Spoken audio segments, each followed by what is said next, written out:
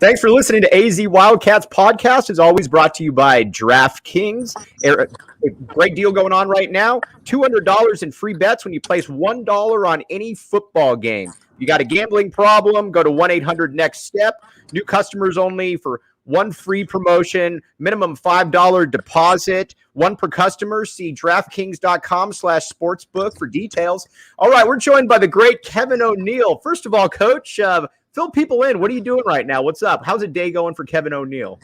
I just got done working out. I got to do, I work for a law firm serving subpoenas and stuff like that. So I got to do a little bit of that. And that's about it. Do you like doing that? Yeah. It keeps me out of the bars till 5 or 6 o'clock. So that's a good thing. For sure. And we'll get to that in a little bit for sure. Obviously, we had the Lute Olson Memorial earlier this week, and I wanted to get to you because you were on the front lines during 1988, which is still the most beloved team in school history. It's not even close, really.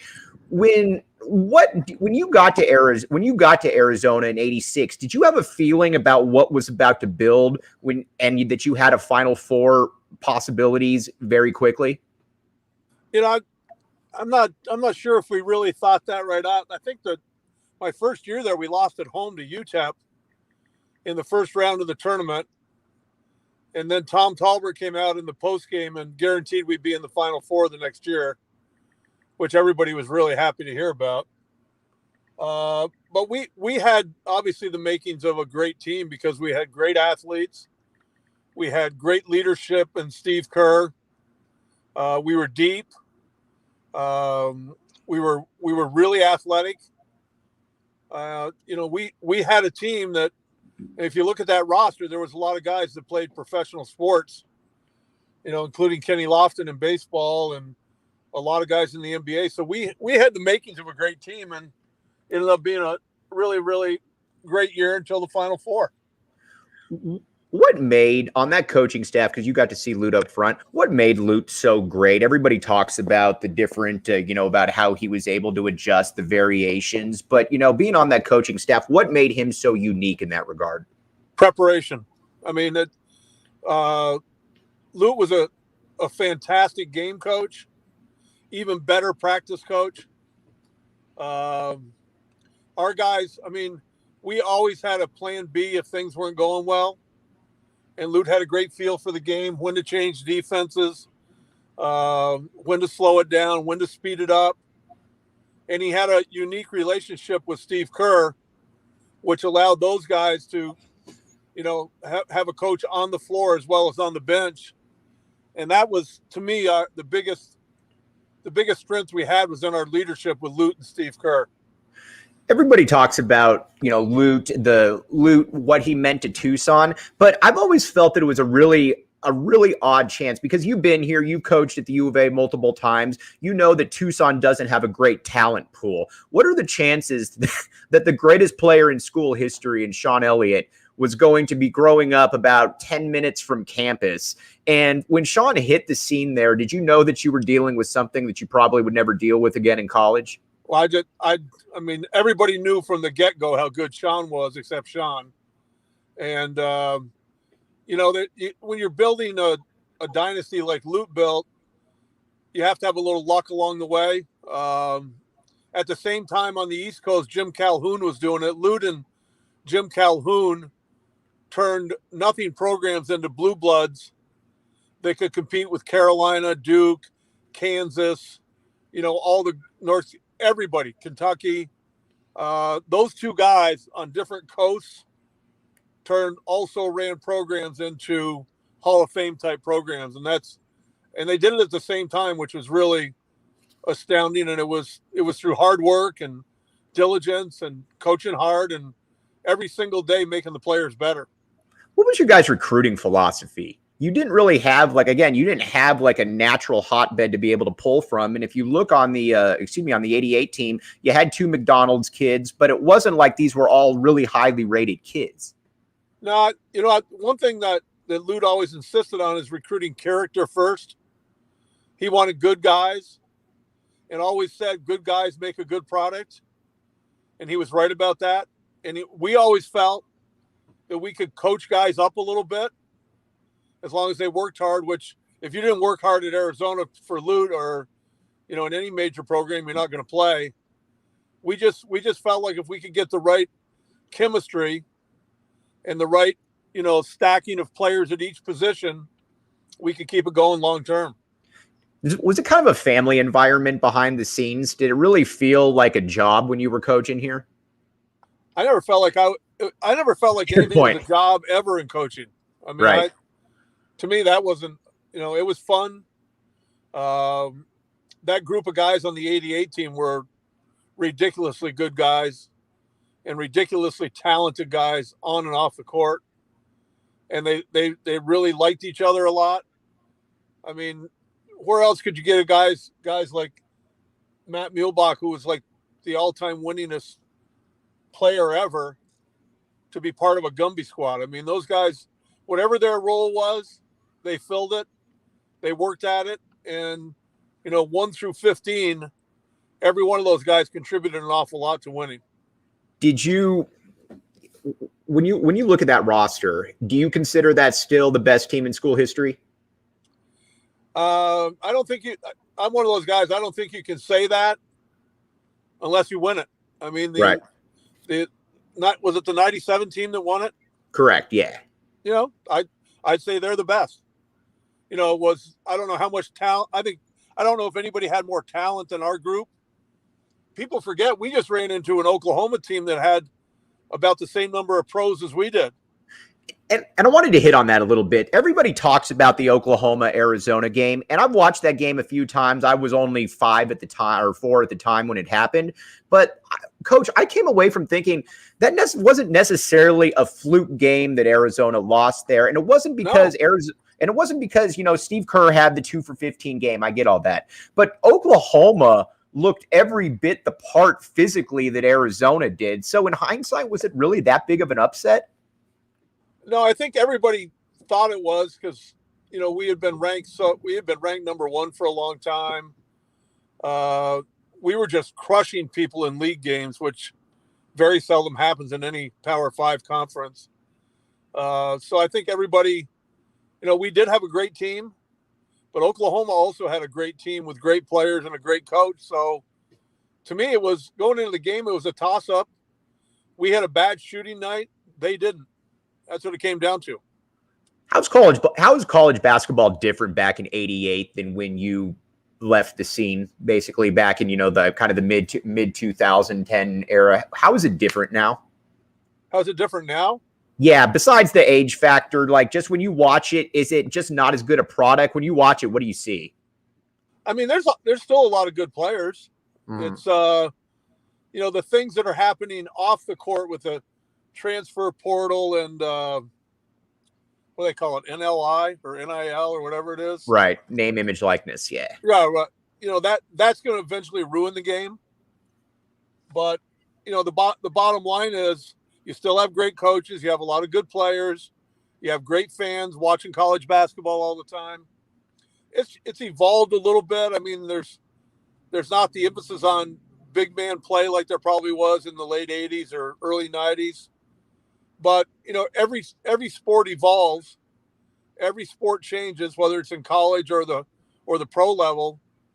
And it's a little bit different game, but it's still a great game.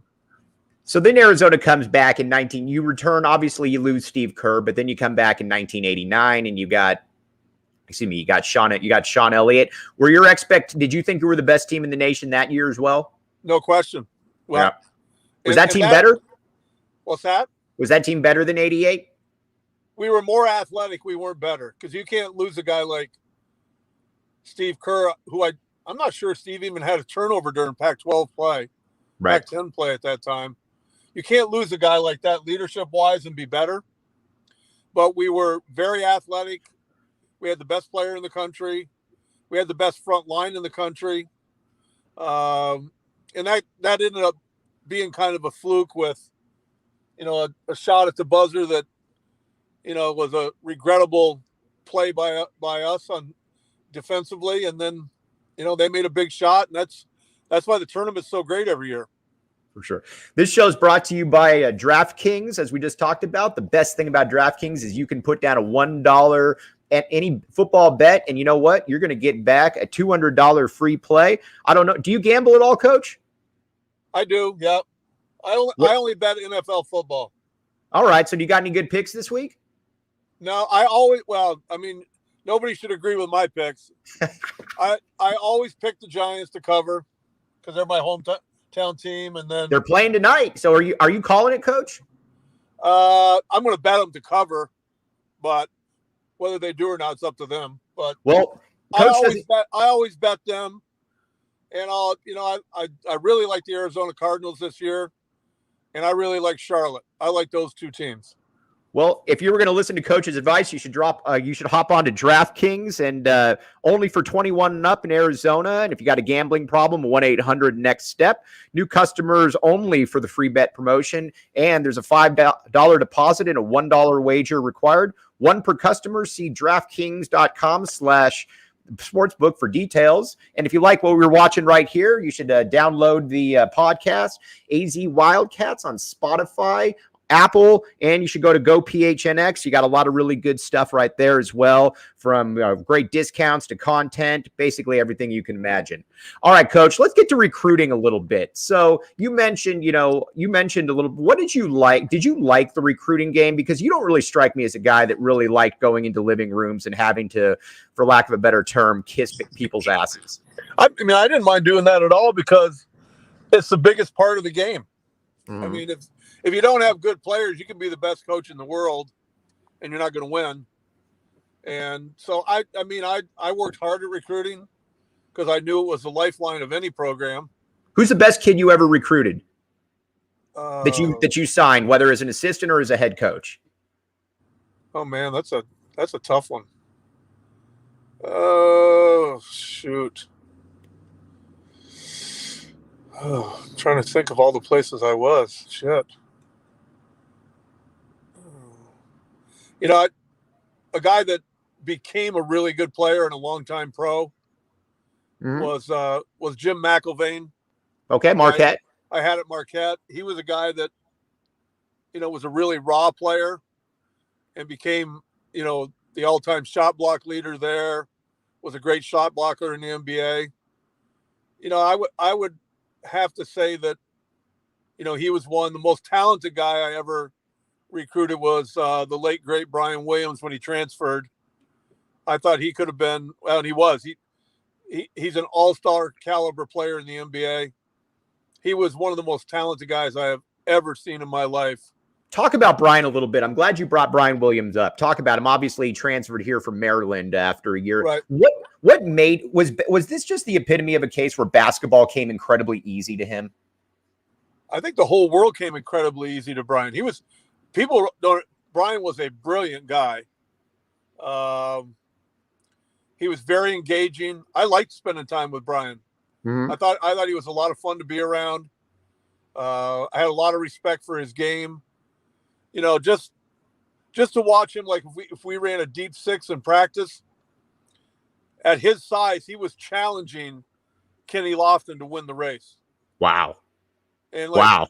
Every day, this guy was playing against one of the top 5 teams in the country. He was on the other team, and there were no blowouts. I mean, he could handle the paint against anybody, anytime when he was motivated to do that. Okay. Wow. Okay. Now let's get a little bit to what you're up to. Right. Excuse me.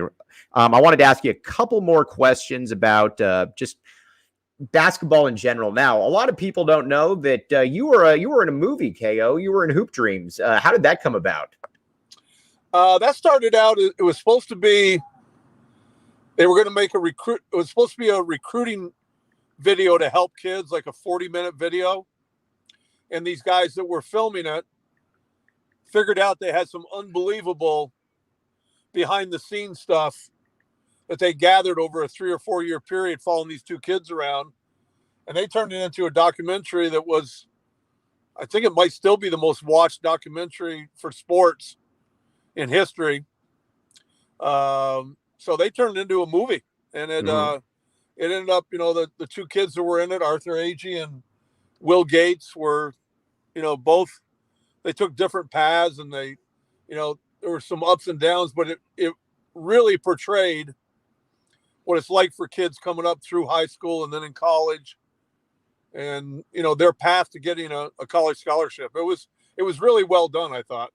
Yeah, no, I thought it was really done as well too. So, all right, quick question before we let you go then. So when you look at the legacy that was Lute Olson, I consider him one of the top 10 coaches of all time, mainly because he is a guy that he built it at a non-blue blood school. And I think that's what's so unique about this. He didn't him and Jimmy Calhoun, those two guys. Yeah. And again, I think you look at it, he had one title for sure, but he probably should have had a couple more, but he built an empire that by any measure for a 15-year period was one of the top 5 programs in the entire nation. That's how good he was, and that's how unique he was. So to me, he's one of the top. I can easily make the case that he's one of the top 10 college basketball coaches of all time.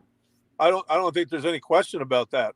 I mean, it's it's one thing to go to North Carolina and do it, or go to Kentucky and do it, or go to Duke and do it after Mike leaves or whatever. But when it gets right down to it, to take a down in the dumps program like Lute did and raise it to those heights, not just for a couple years, but for that length of time, is an amazing feat. And I would agree with you. He is a top 10 coach of all time. Coach, we really appreciate you coming on, my man. And again, this is brought to you by DraftKings. Go to the DraftKings app, put in code word PHNX, and you can get a $1 or $200 play with a $1 bet on any game. Coach says to take the Giants tonight. Is that right, Coach? Don't follow my advice. All right, that means I take him for sentimental reasons only every week. Okay, so take that for what it's worth. Kevin O'Neill's telling you, though, where you should bet. But, Coach, we really appreciate you coming on. And, again, this is brought to you by DraftKings. And the great thing about it, too, is that, you get free plays, 21 and up, gambling problem, 1-800-NEXT-STEP. New customers only for free bet promotion, minimum $5 deposit and $1 wager. Eligibility restrictions apply. See DraftKings.com. /sportsbook for all the details. Coach, really appreciate you having you on, my man. And have a great day. Have a great weekend. See you. All right, you too. Listen to AZ Wildcats.